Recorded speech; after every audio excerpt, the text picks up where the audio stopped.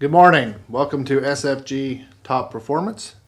We have our regulars here, Jason, Derek, and myself. Today we are going to talk about corn. Guys are starting to get in the field. Go ahead and lead us away, Derek.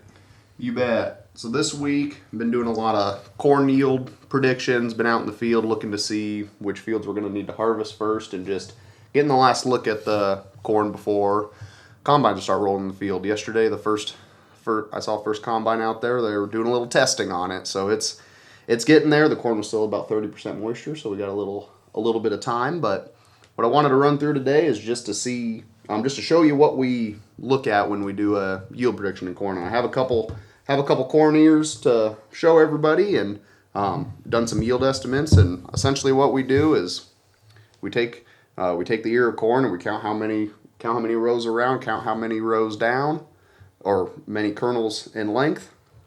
Then we multiply that by the population, and then the biggest yield prediction discrepancy is how many kernels per bushel.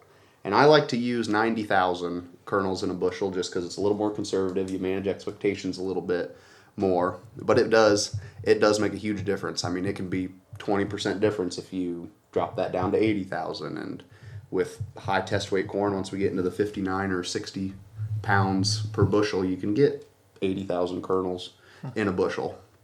So that's the biggest discrepancy. What these two ears are here, what I've got, this year around was 14 by 35. The population of the field is 34,000. That comes out to yield about 185. Then this ear here, a little bit bigger, 18 around, 36 long. Same population I did, and the yield is 245. And the biggest difference with these is 14 around versus 18 around. And so it's just amazing how the early season can affect yield later in the season, because that 14 and 18 around is determined at V5 corn. So if your corn is stressed early on, it's going to already put you at a lower yield potential than if it's not stressed. You know, if your whole field's putting on 14 instead of 18, then you're already set up to have a lower yield potential. Now the next thing is when you split these apart, these kernels here, these 14 are a lot bigger than these 18 around. So then test weight, there's going to be a little bit different. So that's the problem with the yield predictions that we see. It's a good rule of thumb, or it's a good estimate that we like to see. It's kind of a feel good thing, you know. If you got a lot of these 18 by 36 out in the field, and it's the majority of them, you know, you're going to have some pretty good crop. But also, I went out and these are two different fields. The 14 is 109-day corn, and the 18 is 120-day corn. So we expect there to be a yield difference.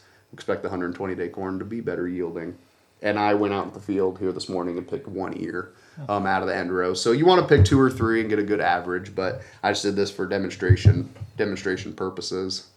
While we're out in the fields as well, we're also looking at stock diseases. And crown rot's been not big this year, but I've been seeing it a lot, and it's really hybrid specific. And what crown rot is, it sets on early, and it shuts down the crown of the plant, the plumbing of the plant.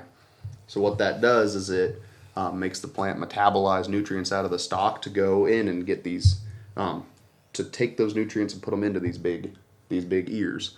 And so what that does is it dries it down quicker, sucks the nutrients out, and makes stalk quality a little bit less. And you can see that out in the field, and the term we call it is ghosted out corn. So right now corn's drying down. It's probably 30% still green, something along those lines. But then you'll see some that's just totally top dyed back, totally brown. And there's no green left in it, and that's our ghosted out term, we call it. But you push those over, and the stalks are really low quality, really tough. The ears are still good on it because it's metabolized out of that stalk, but we need to be looking at those fields that have a lot of that, because those are the ones we're going to want to harvest first. And like I said, it hasn't been huge this year. We see it in every field every year, and it's variety specific. So you just want to be out in the fields, looking at them, looking at the stuff that's going on out there. I'm looking at soybeans too, Jason. What have you found in soybean fields this year so far? Well, Derek, I think we've both found some similar things. There's been some white mold that showed up a couple 2-3 weeks ago. It started off, it just looked like some random plants dying and some plants falling over. And you walk out in the field and it's pretty obvious that it's more than that. There's they're falling down, they're dying. There's white actually mold on it, and there's looks like, for a better term, rat turds on the stem. So that's a very obvious indicator that it is white mold when you see that problem going on. And I've never seen it this far south. This is my first experience with seeing it here. I grew up in north central Iowa and it was pretty prominent there, but it's the first I've seen it this far south in my career here. So I guess, Derek, have you seen it?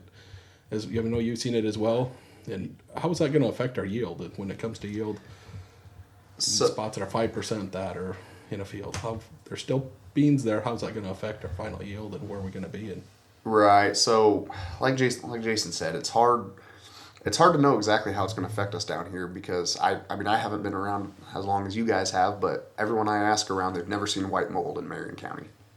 So, it's a new disease, and usually, well, not a new disease, new to us, but usually Group 3 beans, you don't have to worry about it. So even our reps out in the industry, they're taken aback by it because they have the white mold scores, but they don't usually worry about it in a 3-6 bean. So it's been something different this year and we've seen huge variety differences. We have a split planter trial of a 3-2 and a 3-3 Mershman bean, and you can see to the line that 3-3 bean doesn't like the white mold. So it makes it worse. The yield wise in it, the ones that are really hit hard by it, like you said, I think it's in that 5 to 10% range. But the ones that are hit hard by it, there's not a lot of beans out there.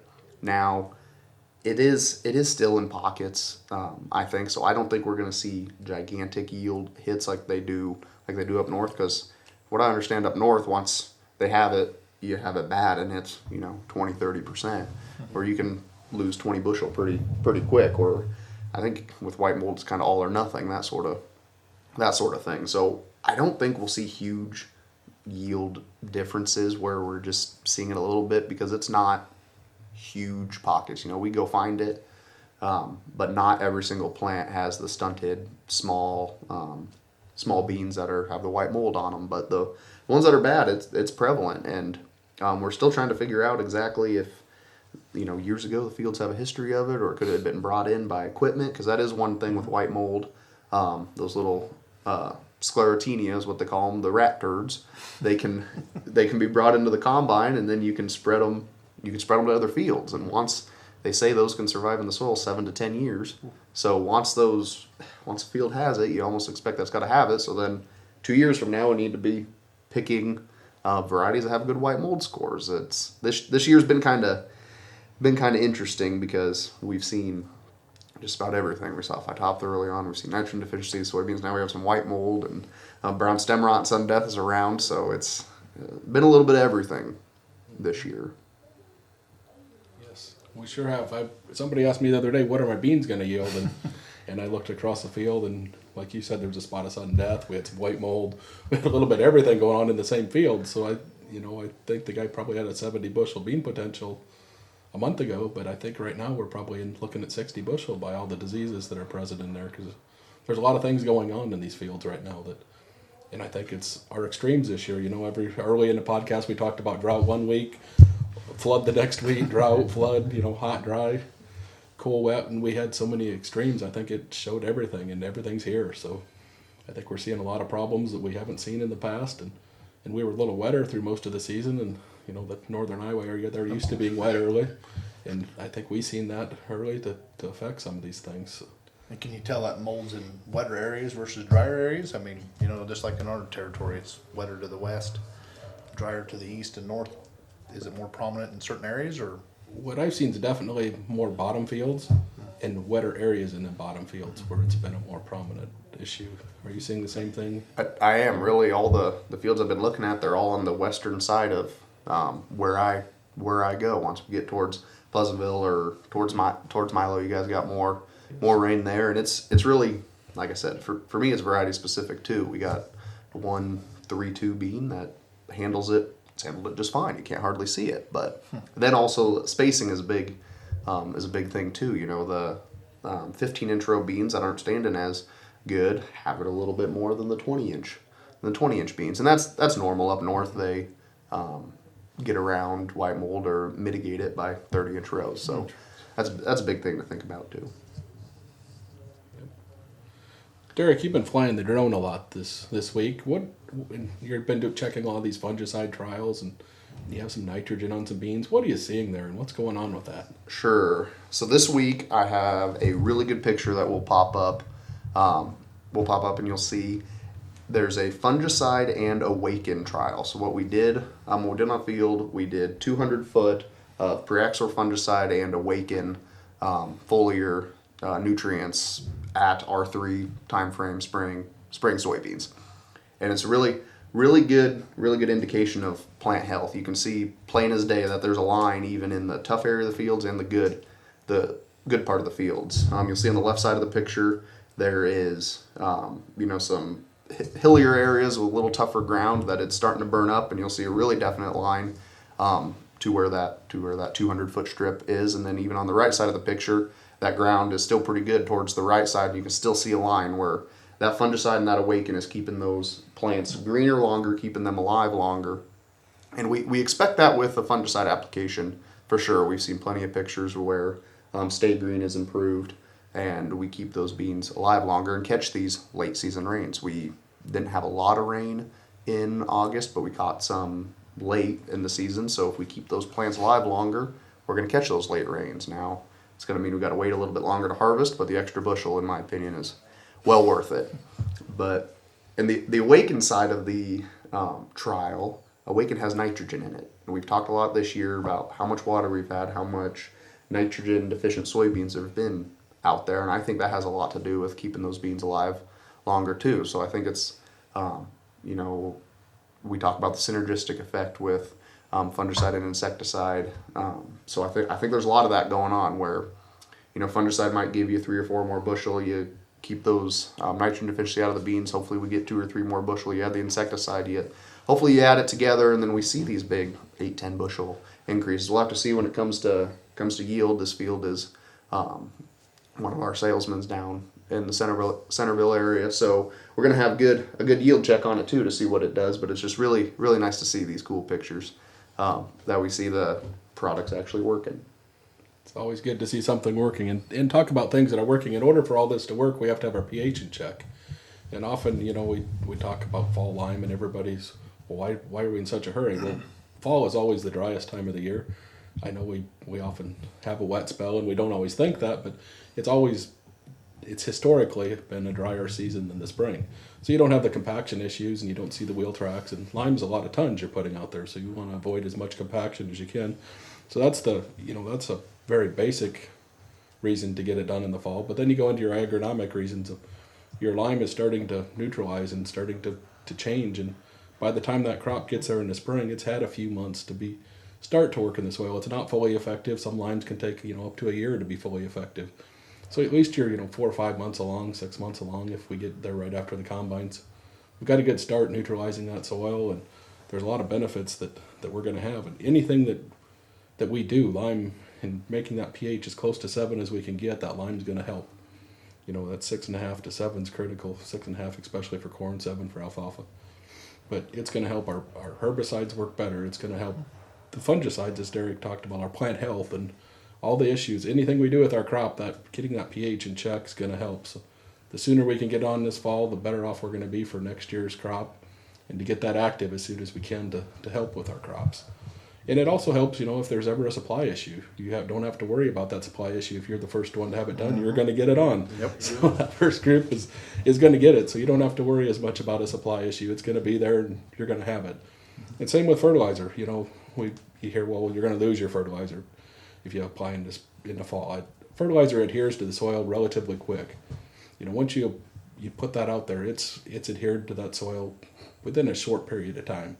So if it would rain or it actually has to move the dirt out of the way in order to move that fertilizer once you put it on. So if we have that, we're losing a lot more than our fertilizer in the soil. Exactly. We're going to have to do some dirt work and some more serious things. So, there's a lot of good benefits to to getting our products on in the fall, and also it's out of the way. You can go plant when you want to. If you have your anhydrous on, your lime, and your fertilizer, you can get that planter out there and you can start going as soon as the clock says it's time, and as soon as it's dry enough. We don't have to worry about these wet springs we've had. You can just keep going. And talking about fall work, Charles, where's our equipment and facilities? Are they? Equipment wise, we are in good shape, ready to roll. Lime wise, that's the big thing we're getting ready to gear up for. Trucks are ready. Lime equipment is ready. We think we might do some here late this week or first part of next. The big thing we're waiting on is some soil samples. I mean, obviously you got to get the crop out, and there's a lot of soil sampling to get done. We're still playing some catch up from last year, and that's the first thing we're going to do is get that done and move on to the next. Other equipment wise, I mean, we haven't got any toolbars, say, out of the shed yet. We've got everything pretty much wrapped up and ready to go for harvest or for anhydrous season. Finally got the agronomy equipment put away for the spraying equipment put away for the spring. We can finally say that's pretty much wrapped up outside of some fall spraying, which we know we will be doing some of that. Other work getting done is the scales at Centerville's probably, they're waiting on the deck to show up, and then that'll be completed. Milo, they're waiting on some equipment to show up there to fill the elevator. Kind of one of the key components is not there. One of the drags is there, the other one's not, but we hope to have that, or somebody's going to do a lot of shoveling. But that don't sound like much fun. But anyway, everything else is, elevators are pretty much ready to go, and we know we're going to have a good crop. It's just a matter of when it's going to be coming. We know it's going to come fast. It went in quick. It's most likely going to come out quick. So I think that's it. We got anything else we want to go over? Nope. I think we're all right for this week. Well, everybody have a safe harvest. Getting started. Want to thank you for joining our top performance. We'll see you in 2 weeks. Thank you.